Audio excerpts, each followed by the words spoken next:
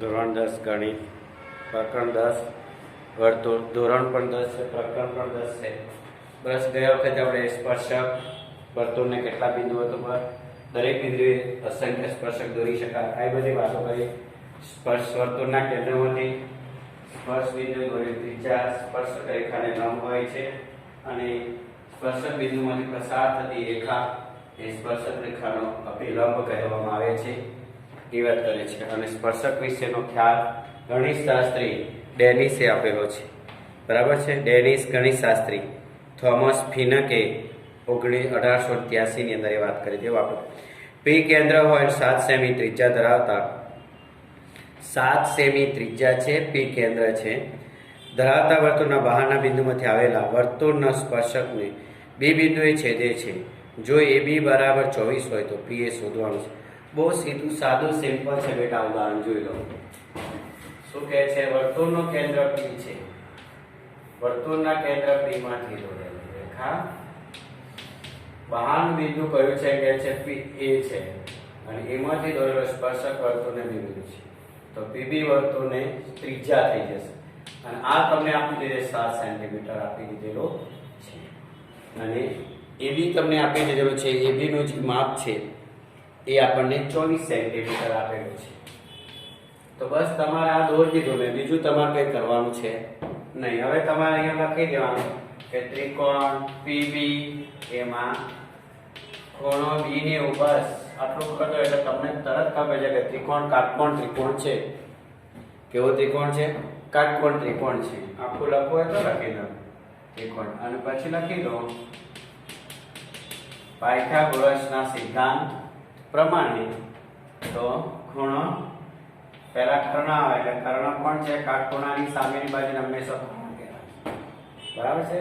એટલે પી સ્ક્વેર બરાબર PB square વત્તા એબી સ્ક્વેર. આ આપેલો છે તમને 7 cm સ્ક્વેર અને આપેલો છે 24 સ્ક્વેર. હવે આના વર્ગો તમને આવડી જવા જોઈએ તો તમારું કામ થઈ જશે. સરવાળો કરો 625 કોનો સ્ક્વેર છે 25 નો સ્ક્વેર પી સ્ક્વેર. તો પી એ બરાબર કેટલા મળી ગયા? થઈ ગયું. બસ આવી રીતના જે દાખલા છે એની વાત કરવાની છે. હવે જે મેં આગળ એક દાખલો તમને આપી દીધો એવો આવે છે. જો એબી એ પી કેન્દ્રિત વર્તુળનો સ્પર્શક છે અને જે બી સ્પર્શ બિંદુ છે પી એ વર્તુળને સી બિંદુમાં છેદે છે. એબી બરાબર 15 સેન્ટીમીટર અને એસી બરાબર 9 સેન્ટીમીટર વર્તુળની ત્રિજ્યા છે. 15 અને 9 છે. બસ આની આ જ દાખલો છે એવું સમજી લેવાનું છે. આ ઉદાહરણ એક છે. સમજી ગયા વખતે જે ઉદાહરણ કહેતે અલગ હતા ને એ જ રીતના આ વસ્તુ છે. હવે તેમને મેં વાત કરી એ પ્રમાણે એવું આવે છે કે પી આપણને વર્તુળની ત્રિજ્યા શોધવાની છે અને આ જે સેન્ટીમીટર એબી જે આપેલો છે એ 15 સેમી છે એવું આપણને કહેવામાં આવે છે. ધ્યાન આપજો તમે. અને એ બહારનું બિંદુ તેમાંથી વર્તુળને સ્પર્શક દોરી શકાય જે બી બિંદુ છે જે છે બી સ્પર્શ બિંદુ છે.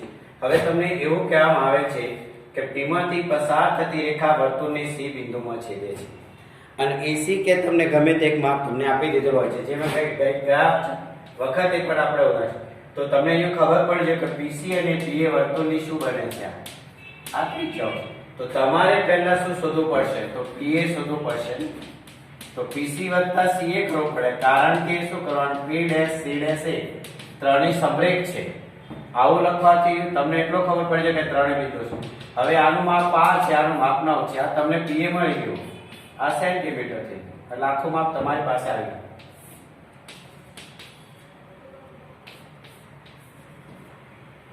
હવે પાયથાગોરસ આપણે લખેલો છે. આવું ઉદાહરણ ગયા વખતે પણ એટલે આવો દાખલો પૂછાય છે એનું ધ્યાન તમારે રાખવાનું છે. ઓકે. તો ચલો હવે આમાં નામ જ આપણે કરવાનું છે. આપણે કઈ નવું કરવાનું નથી. જે દાખલો દોરેલો છે આકૃતિ એમાં મેં સુધારા કર્યા છે તેને ઉદાહરણ નંબર કયો આવી ગયો? આપણે ત્રીજું આવી ગયું. તો પીએ એટલે પી આર વત્તા 9 નો સ્ક્વેર. પહેલાનું વિસ્તરણ દરેકને કરતા પહેલા આર નો વર્ગ કરજો પ્લસ જે જગ્યા રાખી 9 નો વર્ગ પછી આ ત્રણેયનો ગુણાકાર કર્યા ના ખબર પડે તો આર 9 અને 2 નો ગુણાકાર કેટલો થાય કરજો તો અહીંયા થશે 9 18 બરાબર પીબી સ્ક્વેર એટલે આર સ્ક્વેર અને એબી સ્ક્વેર છે 15 નો સ્ક્વેર. બરાબર છે. હું તમને પહેલાથી જ કહ્યું તમારી જે ત્રિજ્યા હશે આર જેટલી હોવી જોઈએ. દેખીએ આ સામ સામે આર સ્ક્વેર ઉડી ગયા. 18 આર બરાબર 225 માઈનસ 81. 5 માંથી 1 જાય 4, 12 માંથી 8 જાય 44, 100 ને 18 આર બરાબર માટે આર બરાબર 144 ભાગ્યા 18, 18 × 144. આર બરાબર 8 છે. મેં તમને પહેલા જ કીધું ત્રિજ્યા તમારે 8 છે. કારણ કે આ નિયમ છે 15 8 17 ની ત્રિપુટી છે. આ ત્રિપુટીઓ તમારે યાદ રાખવી પડે 3 4 5 બરાબર છે એવી. હવે પીએ શોધવો હોય તો આપણે લખેલું છે ત્યાં r + 9 એટલે કે 8 + 9 બરાબર 17 સેન્ટીમીટર. જો પીએ પણ મળી ગયો. હવે તમને વ્યાસ કે વ્યાસ d બરાબર 2 × pb એટલે કે ત્રિજ્યા એટલે 2 × બધા માપ તમારી પાસે. એટલે આવો જે દાખલો આવે છે એનું તમારે ધ્યાન રાખવાનું અને આવડો જોઈશે. કારણ કે આવો દાખલો પૂછાતો હોય છે. રાઇડરની જગ્યાએ આવો દાખલો આવી શકે છે ઘણી વખતે. બરાબર. એટલે તમારે આ પ્રમાણે પ્રેક્ટિસ કરી લેવાની હોય છે. આગળ છે એવો દાખલો છે. એટલે વર્તુળની ત્રિજ્યા 8 સેન્ટીમીટર. પીએ જે છે એનું માપ થશે તમારી પાસે વ્યાસ કર્ણનું માપ 17 અને વ્યાસ થશે 8 * 16 સેન્ટીમીટર. તો એવા જે દાખલા આપેલા છે એ તમારા સ્વાધ્યાયમાં આવા 2 કે 4 દાખલા જે હોય તે ઉદાહરણો છે. બરાબર છે. હવે સ્વાધ્યાય કે જે આવતો એમની પણ વાતો કરે ચકાસણી છે. પી કેન્દ્રિત 33 સેમી ત્રિજ્યા ધરાવતા વર્તુળના બહિર્ભાગમાં બિંદુમાંથી બિંદુ એસ વર્તુળનો સ્પર્શ બિંદુ ટી છે. S T 56 centimetre. ચલો જોઈ લે. 33 સેન્ટીમીટર ત્રિજ્યા છે અને બહારનું બિંદુ એસ છે અને ટી સ્પર્શ બિંદુ છે એવું કહી દઉં. બરાબર છે. જો અહીંયા કશું કરવાનું નથી તમને કહી દઉં. પી કેન્દ્રિત વર્તુળમાં બહારનું બિંદુ એસ છે જોયું અને ટી સ્પર્શ બિંદુ છે. બસ આવું તમને દોરતા. હવે એના માપ તમને જે આપેલા છે તમારે લખી દેવાના. પછી તમે પાયથાગોરસ આપી દેવાના. આ બધા ઉદાહરણ તરીકે તમે કરી શકો છો. જો દોરાઈ ગયું તો આ શું લખી શકો તમે આમાં? તો તમને આપેલામાં છે ત્રિજ્યા 33 છે અને એસટી જે છે એ 56 છે. આ 33 સેન્ટીમીટર છે અને આ 56 સેન્ટીમીટર. તો પીએસ તમારે શોધવાનો છે. બરાબર છે. એસ નું પી થી અંતર શોધો. તો પાયથાગોરસ લખી દેવાનું. અહીંયા પીટીએસ લખવાનું આપણો જે છે. બીજોમાં કઈ નવું છે. બસ આવા જે દાખલા છે તમને અને જે માપ પછી તમારે છેદ બિંદુ કરીને દાખલો કરવાની પ્રેક્ટિસ કરી લેવાની. બીજું કઈ કરવાનું નહીં.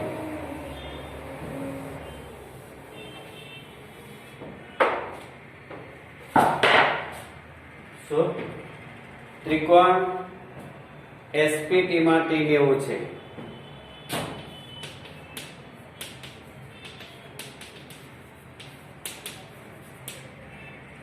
પાયથાગોરસનો સિદ્ધાંત પ્રમાણે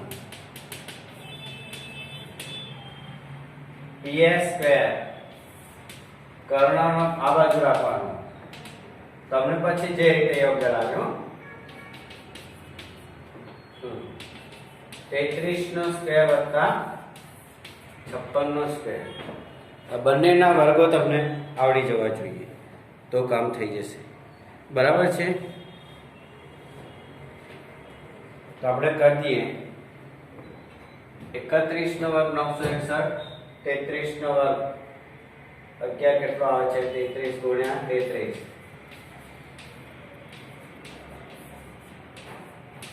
1089 પ્લસ 56 નો વર્ગ. બીજી રીત તમને શીખવાડું 50 નો વર્ગ 2500 અને 60 નો સ્ક્વેર ની વચ્ચેની આ રકમ છે એટલે 2500 અને 3600 વચ્ચેની આ રકમ છે. હવે બાહ્યતમ કક્ષામાં છગડો છે એટલે 1 થી 9 માં બે રકમ એવી છે કે જેનો વર્ગ કરવાથી છગડો આવે. એક તો 4 નો વર્ગ 100 અને 6 નો વર્ગ 36. બરાબર છે. એટલે 25 અને આ 3600 છે. આ બંનેમાંથી કોની નજીક આવે છે? 6 નો એટલે 4 નો વર્ગ 16 અને 6 નો વર્ગ 36. તો તમે 25 એટલે 50 આપણે સરવાળો કરો બરાબર. હા 36 બરાબર એટલે 56 3600 ની નજીકની આ સંખ્યા હશે બરાબર છે, કારણ કે 60 ની નજીક બહુ છે. 55 પછીની સંખ્યા છે એટલે 3600 ની નજીક છે. એટલે 60 જે છે 50 ની અંદર 6 ગણને 56 તો આવી ગયા, પણ 36 કરવા માટે આ વસ્તુને વર્ગમૂળ જલ્દી નીકળી જશે બરાબર. એટલે હું લખેલું પહેલા 56 56 ને હમણાં તમને કહી દઉં છું. 0 30 3 5 5 25 ને 3 28 6 6 36 3 6 35 ને 3 6 3 1 3 31 36 બરાબર. આ રીતની આ રકમ આવશે. આ બંનેનો સરવાળો કરી દો કેટલો થાય છે અને એનો વર્ગમૂળ કાઢો એટલે તમારી પાસે છેદિકા આવશે. 9 ને 6 15 1 8 ને 3 11 ને 12 વીધી પડી 1 ને 2 3 ને 4 42 25 7 6 42 અને 5 5 25 7 અને 6 માં જે રકમ નાની હોય 65 નો વર્ગ છે આ માટે PS બરાબર 65 સેન્ટીમીટર. હવે તમે PS 65 લાવો અને 65 માંથી 33 બાદ કરીને અહીંયા લખી નાખો તમને આ મળી જાય ને. બસ આ વસ્તુ મહત્વની છે. બસ એવા ઘણા બધા દાખલા આપી દે છે કે M એ કેન્દ્રિત વર્તુળનો ભાગ છે. બિંદુ M એ કેન્દ્રિત વર્તુળનો બહારના ભાગમાં આવેલું બિંદુ છે. M માંથી વર્તુળને દોરે સ્પર્શક વર્તુળને N બિંદુમાં છેદે. જો હવે AM 41 MN 40 હોય તો વર્તુળની ત્રિજ્યા શોધો બરાબર છે. M એ બહારના ભાગમાં છે, MN સ્પર્શક છે, N બિંદુ સ્પર્શક છે અને AM તમને આપી દીધેલો છે 41 અને MN આપેલો છે 10 અને એના પરથી તમારે વર્તુળની ત્રિજ્યા શોધવાની છે. એ તમને આવડે છે. બસ બધા આવી વ્યાસ આપેલો હોય O કેન્દ્રિત વર્તુળનો સ્પર્શક XY છે, જે Y બિંદુ સ્પર્શક તો X બહારનો. OX 61 છે, વર્તુળનો વ્યાસ 22 હોય તો XY શોધવાનું છે બરાબર છે. એટલે તમારે જૂની પ્રેક્ટિસ એની અંદર એવા દાખલા આપી દીધેલા છે બરાબર છે. તમે કરી શકો એમ છો.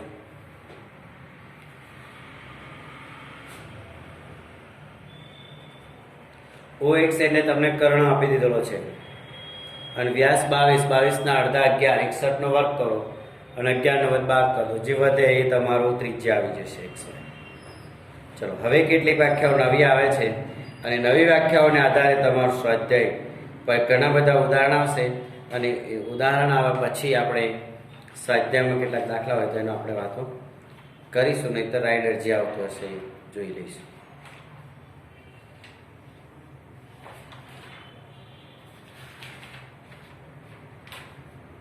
બરાબર છે. તો સમતલના કોઈ બિંદુમાંથી વર્તુળના સ્પર્શકોની સંખ્યા કેવી રીતે જાણી શકાય છે? તો સમજી લો,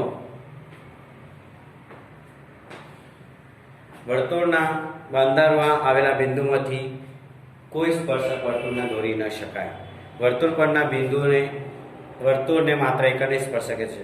વર્તુળના બહારના ભાગમાંથી વર્તુળને બે સ્પર્શક દોરી શકાય. સ્પર્શક લંબાઈ તો વર્તુળના બહારના બિંદુ જે આપેલ હોય ત્યાંથી માંડીને સ્પર્શ બિંદુ સુધીના અંતરને સ્પર્શકની સ્પર્શ લંબાઈ કહેવામાં આવે છે. અહીંયા જોઈ લો, તમારે જોવું હોય તો અહીં દોરેલું છે એટલે તમને કહી દઉં. અહીંયા બહારનું બિંદુ કયું છે? S છે. સ્પર્શ બિંદુ કયું છે? T છે. તો સ્પર્શ બિંદુથી બહારના બિંદુ સુધીના અંતરને સ્પર્શકની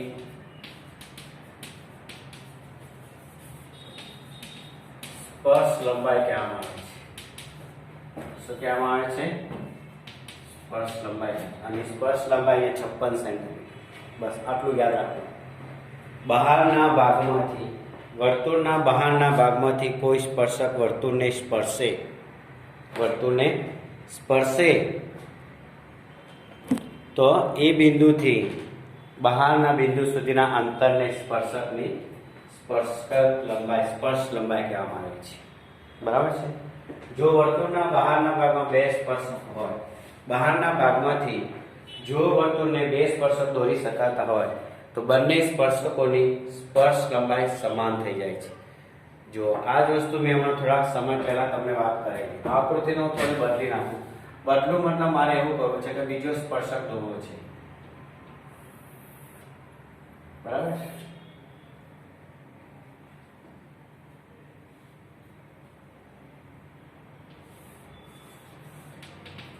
માનો કે ટી છે, પી એસ ટી ક્યુ લખી દઈએ આપણે.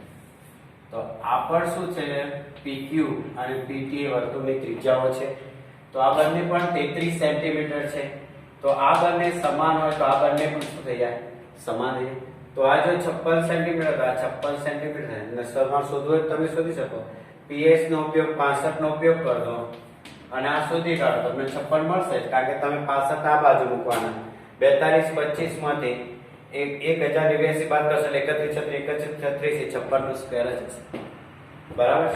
એટલે પતંગાકાર ચતુષ્કોણ થઈ ગયો, કારણ કે પતંગાકાર ચતુષ્કોણનો પાસેની બાજુઓ સરખી હોય છે અને સામેની બાજુઓના માપ અલગ અલગ હોય છે. આવું તમારે પહેલી વાર તમે આવું સાંભળ્યું છે, કારણ કે તમે જે ધોરણમાંથી ભણતા હોય છે એમાં કદાચ પતંગાકાર ચતુષ્કોણ હતો કે નહીં એ મને ખબર નહીં, પણ હવે પછીના છોકરાઓને ખબર હશે. ના હતો જ, કારણ કે તમે જે ધોરણમાં આવ્યા છો ત્યારે 8મા ધોરણની અંદર પતંગાકાર ચતુષ્કોણની વાત આવતી હતી, 9મામાં પણ આવેલી છે. આમ તો ચતુષ્કોણના મુખ્ય બે જ પ્રકાર છે, બહિર્મુખ ચતુષ્કોણ અને અંતર્મુખ ચતુષ્કોણ. પણ બહિર્મુખ ચતુષ્કોણ કોને કહેવાય, તો જે ચતુષ્કોણના સામસામેના બિંદુઓને જોડવામાં આવે. સામસામેના ચતુષ્કોણના સામસામેના બિંદુઓને જોડવાથી બનતા રેખાખંડ અને ચતુષ્કોણને શું કહેવામાં આવે છે, વિકર્ણો કહેવાય. શું કહેવામાં આવે છે, વિકર્ણો.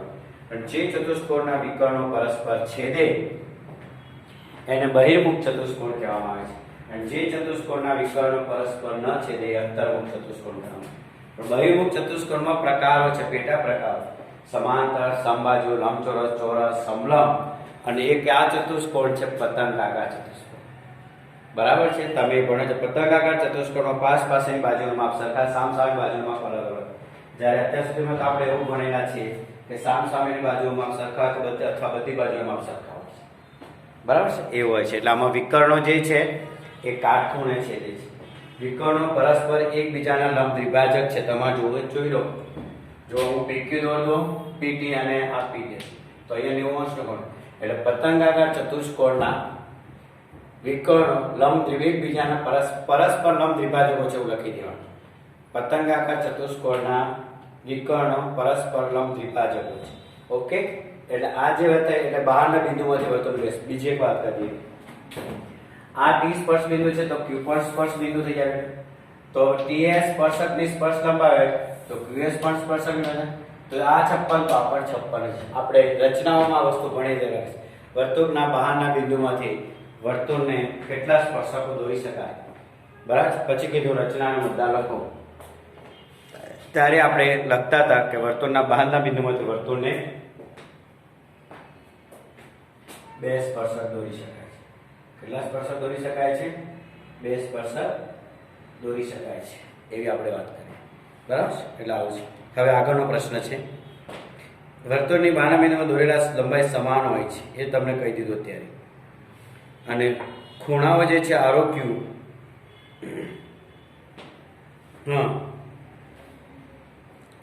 અહીંયા જે પીએસ છે એ ખૂણો ટીપીક્યુ અને ટીએસક્યુ નો દ્વિભાજક કહેવામાં આવે છે. એટલે મેં તમને પહેલા જ દાખલાની અંદર ગયા પ્લેનો પહેલી જ વાત કરી, આને દ્વિભાજક કહેવામાં આવે. આ ખૂણાનો માપ આપેલો હોય તો અડધું જોઈ ગયો તો ક્યુ ટીએસપી અથવા તો પીએસક્યુ બરાબર 1/2 ટીએસક્યુ, કારણ કે એસપી એ ખૂણા એસ નો દ્વિભાજક. એ રીતે ટીપીએસ એ ખૂણા ક્યુપીટી નો દ્વિભાજક કહેવાય.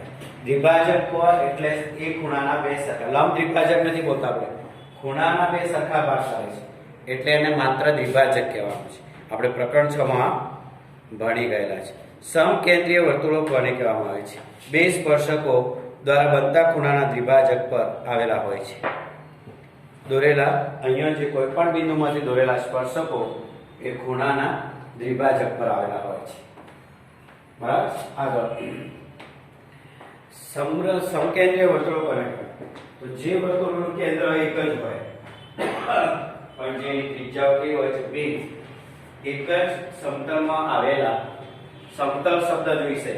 કઈ 3 વ્યાખ્યામાં સમતલ શબ્દ જોઈશે? વર્તુળ, એક વર્તુળ, બીજું છે સ્પર્શક અને ત્રીજું છે સમકેન્દ્ર. એક જ સમતલમાં આવેલા એક જ કેન્દ્રવાળા અને ભિન્ન ત્રિજ્યાવાળા વર્તુળોને સમકેન્દ્રીય વર્તુળો કહેવામાં આવે છે. એક જ વર્તુળમાં આવેલા અને એક જ સમતલમાં આવેલા અને એક જ કેન્દ્રવાળા ભિન્ન ત્રિજ્યાવાળા વર્તુળોને સમકેન્દ્રીય કહેવામાં આવે છે. બરાબર છે? જોઈ લો, હું આ દોરું છું. ખબર પડી ગઈ? આ જે છે PS અને ST સ્પર્શકની સ્પર્શ લંબાઈ 56 છે. T અને Q સ્પર્શ બિંદુ કહેવામાં આવે છે. એટલે સ્પર્શકોની બહારના બિંદુમાં દોરેલા સ્પર્શકની સ્પર્શ લંબાઈઓ હંમેશા કેવી હોય છે? સમાન હોય છે. હવે આપણે આગળ ક્વેશ્ચન જોઈએ. જો કેમયું કે આમાં સમકેન્દ્રીય વર્તુળો કોને કહેવાય? તો એક જ સમતલમાં આવેલા અને એક જ કેન્દ્રવાળા પરંતુ ભિન્ન ત્રિજ્યાવાળા વર્તુળો. શું? આ સમતલ જ છે ગ્રીન કલરનું, એનું કેન્દ્ર કયું લીધું છે? મેં P અથવા હું તમને જણાવું. એક જ કેન્દ્ર છે, આની જે ત્રિજ્યા છે એ R1 છે અને બીજું જે વર્તુળ દોરું છું એની જે ત્રિજ્યા હશે એ ત્રિજ્યા R2 છે. કેવી છે? R2 છે. અને એના દાખલા તમે ભણી ચૂકેલા છે. આ જે ત્રિજ્યા છે R2 છે. જોઈ લો, આ PA છે ને આ PB છે. કેન્દ્ર બંનેનું એક જ છે. એક જ કેન્દ્રવાળા અને એક જ સમતલમાં આવેલા એક જ કેન્દ્રવાળા ભિન્ન ત્રિજ્યાવાળા વર્તુળોને સમકેન્દ્રીય વર્તુળો કહે છે.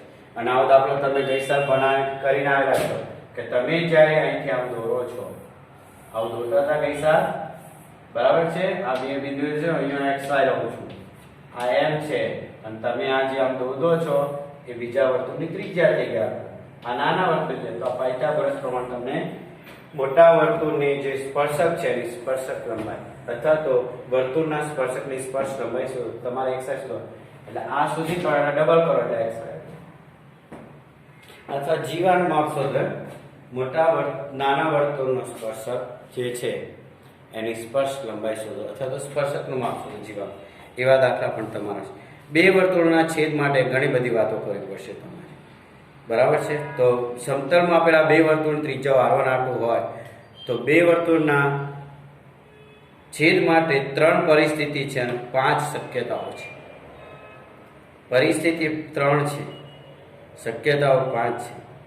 બરાબર છે? ધ્યાન રાખવાનું છે તમારે. અને કેટલા સ્પર્શક દોરી શકાય એ પણ આપણે જોડે જોડે વાતો કરી દેવાની છે. હા, એ પણ વાતો જોડે કરજો. બે વર્તુળના છેદ માટેની વાતો કરી લઈએ અને એમના સ્પર્શકોની પણ વાતો કરી દઈશું. તો બે વર્તુળો પરસ્પર અંદરથી છેદતા હોય, બે વર્તુળ પરસ્પર અંદરથી છેદે તો શું થાય? બે વર્તુળનો છેદ, બે વર્તુળ બે ભિન્ન બિંદુઓ A અને B માં છેદતા હોય છે. આનું કેન્દ્ર P છે, આનું કેન્દ્ર Q છે. આ A બિંદુમાં છેદે છે, આ બિંદુ છે. આ તમે જો દેશો તો આખો D થઈ ગયો. એટલે કે આની જે ત્રિજ્યા છે અહીંયા સુધી આવશે અને આની જે ત્રિજ્યા છે અહીંયા સુધી આવશે. એટલે જો બે પોઈન્ટ્સ તમારી પાસે આવશે. કદાચ R1 મોટો હોય તો R2 બાદ થઈ શકે, તો D નાનો પણ થઈ જશે. એટલે કે R1 - R2 less than D less than R1 plus R2. અને A અને B સ્પર્શ છેદે છે, બે સ્પર્શકો છે. આમના આપણે એક પણ વાત કરી છે જોડે, બે વર્તુળનો છેદ બે ભિન્ન બિંદુમાં છેદે છે. તમને બે સ્પર્શક રેખા દોરશે, બે સ્પર્શકો દોરી શકાશે. બે વર્તુળો પરસ્પર એકબીજાને એક બિંદુમાંથી છેદે તો બે સ્પર્શક દોરી શકાય છે, L1 અને L2. બસ આટલું જ તમારે. આમ સ્પર્શક મારથી ના દોરાય, એ તો છેદ છે. એટલે બે વર્તુળો પરસ્પર બે ભિન્ન બિંદુઓમાં છેદે તો બે સ્પર્શક દોરી શકાય. એટલે આપણે એ પણ જોડે જોડે વાત કરીએ છીએ. જો બે વર્તુળો પરસ્પર બહારથી એકબીજાને બિંદુમાં છેદતા હોય છે, બે વર્તુળો પરસ્પર બહારથી એકબીજાને છેદે છે, આ P કેન્દ્ર છે, Q છે, ત્યારે આ R1 છે ને R2 છે, તો PQ = D = R1 + R2. એક જ બિંદુમાં છેદે છે તો બંનેનો સ્પર્શક 3 થઈ જશે. એક આ સ્પર્શક થશે, એક આ સ્પર્શક થાય.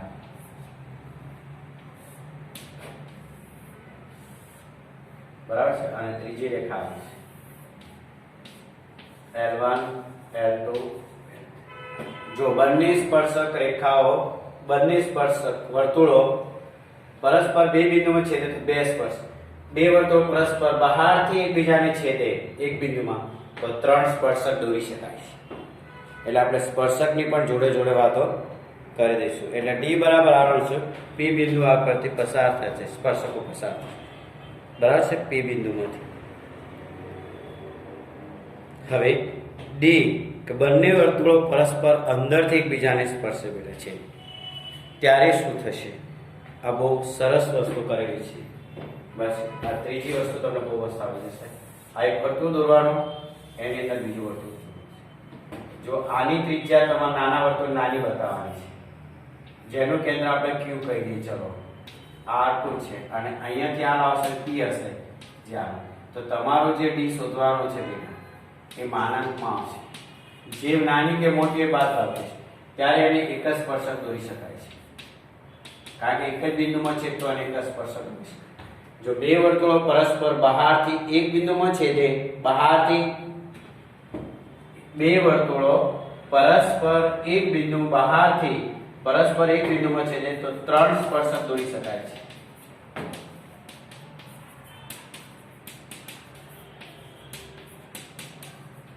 હું જે બોલું છું એ ધ્યાનથી સાંભળો અને પછી તમે એનું ડિવાઈડ કરો. જો બે વર્તુળો પરસ્પર બે બિંદુઓમાં છેદે તો 2 સ્પર્શક જ દોરી શકાય છે. કેટલા સ્પર્શક દોરી શકાય છે? 2 સ્પર્શક દોરી શકાશે.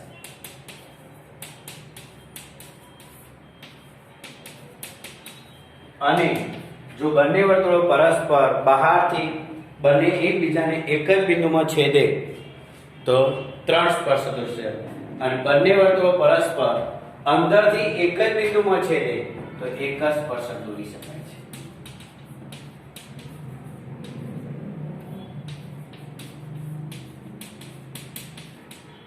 બીજી એક વાત કરીએ કે બંને વર્તુળો એકબીજાને છેદતા જ નથી, બંને વર્તુળો એકબીજાને છેદતા જ નથી ત્યારની વાત શું થાય છે? જો બંને વર્તુળો એકબીજાને છેદે જ નહીં, બરાબર છે, ત્યારે આનું કેન્દ્ર P છે. તમે આ ડિસ્ટન્સ શોધવાના છે. બસ આ R1 છે અને આ R2 છે. આ બંને એકબીજાને છેદવાના જ નથી. તો D greater than or equal to D greater than R1 plus R2, D R1 R2 કરતા હોય ત્યારે એક પણ સ્પર્શક દોરી ન શકાય. એક પણ સ્પર્શક ન મળે એવું લખેલું. આ ચોથી આકૃતિ થઈ ગઈ તમારી. ના, પરિસ્થિતિ 3 પ્રમાણે છે, એમાં 2 છે.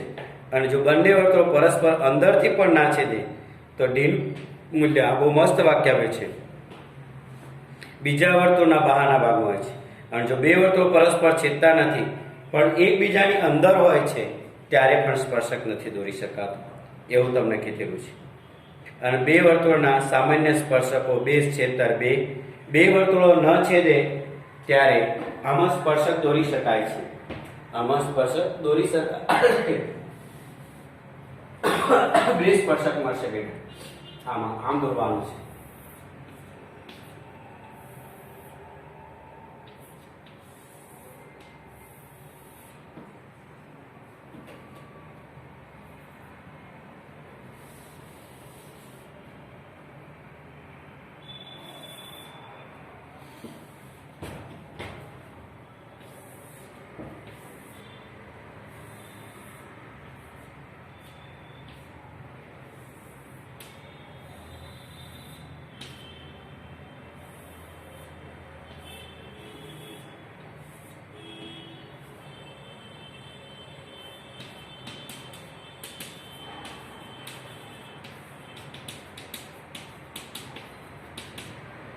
બંને વર્તુળો એકબીજાને ન છેદે તો 2 સ્પર્શક, બે વર્તુળો પરસ્પર એક બિંદુમાં છેદે તો 3 સ્પર્શકો.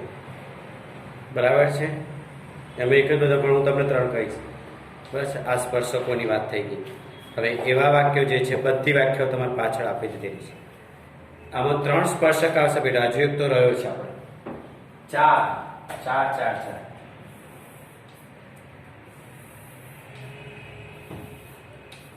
આ વસ્તુ બહુ મસ્ત છે. બે વસ્તુ એકબીજાને ન છેદે ત્યારે 4 સ્પર્શક દોરી શકાય. ઓકે, તો આટલા સુધી તમારે કામ કરવાનું છે. આવતા વખતે ફરી થોડુંક